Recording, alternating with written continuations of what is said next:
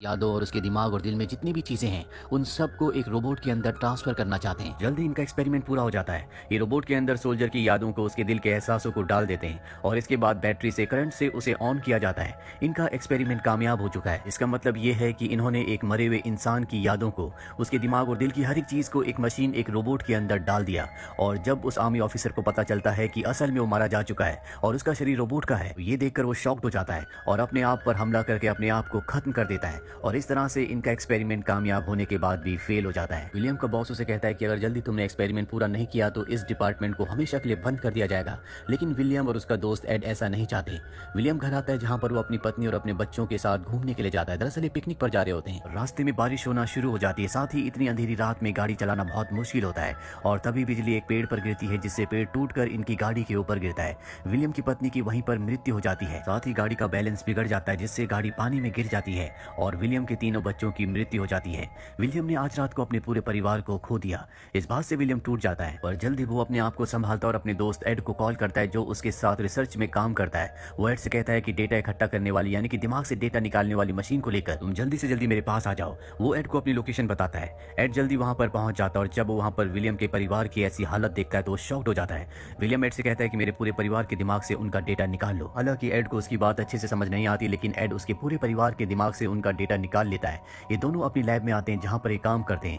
वहां पर वो एड को बताता है कि मैं अपनी पूरी फैमिली के क्लोन्स बनाऊंगा, जिनके अंदर मैं उनकी यादें, उनके एहसास को डालूंगा। एड कहता है कि तुम गलती कर रहे हो, आज तक इस तरह का कोई भी एक्सपेरिमेंट कामयाब नहीं हुआ। वैसे भी क्लोन बनाने पर रिस्ट्रिक्शन है, सरकार इसकी इजाजत नहीं देती। लेकिन विलियम अपने परिवार को वापस हासिल करना चाहता है, इसीलिए एड से कहता है कि मुझे अपने पूरे परिवार के क्लोन्स बनाने होंगे, जिन्हें मैं हूबहू अपने परिवार की शक्ल दूंगा। एड को उसकी बात माननी पड़ती है क्योंकि वो उसका अच्छा दोस्त है। दरअसल विलियम इस तरह के एक्सपेरिमेंट्स को पहले भी कर चुका है, लेकिन इंसानों के ऊपर नहीं बल्कि जानवरों के ऊपर। और इस तरह के क्लोन्स बनाने के लिए उसे 17 दिनों का वक्त चाहिए, जो वो यहाँ लैब में नहीं कर सकते। इसीलिए लैब की जरूरी मशीन लेकर अपने घर पहुंच जाता है, जहाँ सबसे पहले वो अपने पूरे परिवार के क्लोन्स बनाएगा, जिसमें 17 दिन लगेंगे। लेकिन इनके पास क्लोन्स बनाने की मात्र 3 मशीन्स होती हैं, जबकि इन्हें 4 क्लोन्स बनाने हैं क्योंकि 4 लोगों की मृत्यु हुई है।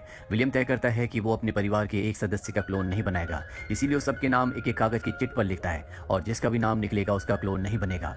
उसकी सबसे छोटी बेटी सोफी का नाम निकलता है, जिससे वो सबसे ज्यादा प्यार करता था, यानी कि अब वो अपनी छोटी बेटी का क्लोन नहीं बना सकता। एड विलियम को बताता है कि अगर 17 दिनों के अंदर बीच में एक बार भी लाइट गई तो क्लोन बनने की प्रक्रिया रुक जाएगी, यानी कि इनका पूरा का पूरा एक्सपेरिमेंट खराब हो जाएगा। इसीलिए विलियम आसपास से बहुत सारी बैटरीज लाता है ताकि क्लोन बनने की प्रक्रिया बीच में ना रुके। एड विलियम से पूछता है कि तुम अपने परिवार को क्या जवाब दोगे? उनके दिमाग में एक्सीडेंट की यादें होंगी, साथ ही तुम्हारी छोटी बेटी की भी। विलियम तय करता है कि वो अपने पूरे परिवार के दिमाग से एक्सीडेंट वाली रात की सारी यादों को मिटा देगा, साथ ही अपनी छोटी बेटी की यादों को भी। और अब वो इस पर काम करना शुरू कर देता है, जिस वजह से वो अपने ऑफिस नहीं जा पा रहा होता। एड जब ऑफिस जाता है तो उसका बॉस पूछता है कि विलियम कहाँ पर है। उसका ऑफिस आना बहुत जरूरी है क्योंकि अगर उसने अपने एक्सपेरिमेंट को पूरा नहीं किया तो हमारे डिपार्टमेंट को बंद कर दिया जाएगा। वहीं विलियम के बच्चों के स्कूल से टीचर घर पर आ जाते हैं क्योंकि वो कई दिनों से स्कूल नहीं जा रहे होते। साथ ही उसकी पत्नी के ऑफिस से भी कॉल आना शुरू हो जाते हैं। विलियम अपनी पत्नी के मोबाइल से सबको मैसेज कर देता है कि मैं अभी सिटी में नहीं हूँ, मैं छुट्टियों पर बाहर गई हूँ, जल्दी वापस आ जाऊंगी। और अब देखते देखते 17 दिन पूरे हो जाते हैं। एड विलियम के पास आता है क्योंकि आज वो दिन है जब सभी क्लोन्स को पानी से, यानी कि लिक्विड से बाहर निकालना है। लेकिन विलियम अब भी दुविधा में होता है। वो कहता है कि हो सकता है कि हमने किसी चीज को मिस कर दिया हो, मैं अब इस चीज के लिए तैयार नहीं हूँ। एड उसे समझाता है कि यही सही वक्त है क्लोन्स को बाहर निकालने का। अगर हमने देर की या एक दिन और रुके तो क्लोन्स खराब हो सकते हैं और इसके बाद ये सभी क्लोन्स को बाहर निकाल देते हैं। क्लोन्स एकदम से जिंदा होकर शॉक में आ सकते हैं, इसीलिए इन सबको 3 दिन के लिए बेहोश कर दिया जाता है। विलियम अपनी पत्नी के पास जाता है जो बेहोश होती है और जब वो उसके हाथ को टच करता है तो उसके दिमाग में जो यादें होती है, जो एहसास होते हैं, उससे मशीन का जो मीटर होता है वो अप डाउन होना शुरू हो जाता है, यानी कि उसकी पत्नी को बेहोशी की हालत में भी एहसास है। विलियम समझ जाता है कि क्यों रोबोट वाला एक्सपेरिमेंट पूरी तरह से उसका फेल हो गया था, क्योंकि जो इंसान का दिमाग होता है उसका तालमेल इंसान के शरीर के साथ भी होता है और रोबोट के पास जो जिस्म था वो इंसानी नहीं था बल्कि वो मेटल का था। इसीलिए होश में आने के बाद वो रोबोट यानी कि इंसान पूरी तरह से शॉक्ड हो जाता है, जिस बात को एक्सेप्ट नहीं कर पाता और उसका दिमाग पूरी तरह से आउट ऑफ कंट्रोल हो जाता है। विलियम को अब सोल्यूशन पूरी तरह से समझ में आ चुका है, कैसे वो एक इंसानी दिमाग को एक रोबोटिक बॉडी में पूरी तरह से सक्सेसफुली ट्रांसफर कर सकता है। इसके लिए बस उसे उस इंसानी दिमाग की यादों से निकालना होगा कि कभी उसके पास इंसानी जिस्म था, और ऐसा करने के बाद जब वो होश में आएगा तो रोबोटिक बॉडी देखकर उसे लगेगा कि ये उसी का जिस्म है और एक्सपेरिमेंट सक्सेसफुल हो जाएगा। यहाँ पर वो अपने पूरे परिवार के दिमाग से अपनी छोटी बेटी की यादों को और एक्सीडेंट वाली रात को पूरी तरह से डिलीट कर देता है। अब सबके सब होश में आ जाते हैं। विलियम को उसका परिवार वापस मिल चुका है, वो उसी तरह से बिहेव कर रहे होते हैं जैसे वो पहले किया करते थे। इस बात से विलियम बहुत खुश होता है क्योंकि उसने वो कर दिखाया जो वो करना चाहता था, साथ ही उसे उसका परिवार वापस मिल गया। और अब विलियम को अपने डिपार्टमेंट को बचाने के लिए रोबोट वाले एक्सपेरिमेंट को पूरा करना होगा। इसीलिए वो तय करता है कि अब वो अपने दिमाग की रेप्लिका यानी कि अपने दिमाग की कॉपी बनाएगा, जिसे रोबोट के अंदर डालेगा ताकि उसका एक्सपेरिमेंट पूरा हो जाए और उनका डिपार्टमेंट बच जाए। वहीं विलियम की पत्नी को दिखाया जाता है जिसे अजीब अजीब से कभी कभी विजन्स आते हैं जो उसकी छोटी बेटी के बारे में होते हैं, जिससे कभी कभी वो डिस्टर्ब हो जाती है। लेकिन विलियम उसे बार बार कंसोल करता है, उसे समझाता है कि ऐसा कुछ भी नहीं है। वहीं एक रात को जब विलियम की बेटी सो रही होती है तो उसे सपना आता है जिसमें वो उस एक्सीडेंट को देखती है जो हुआ था और उसमें उसकी मॉम की मृत्यु हो जाती है।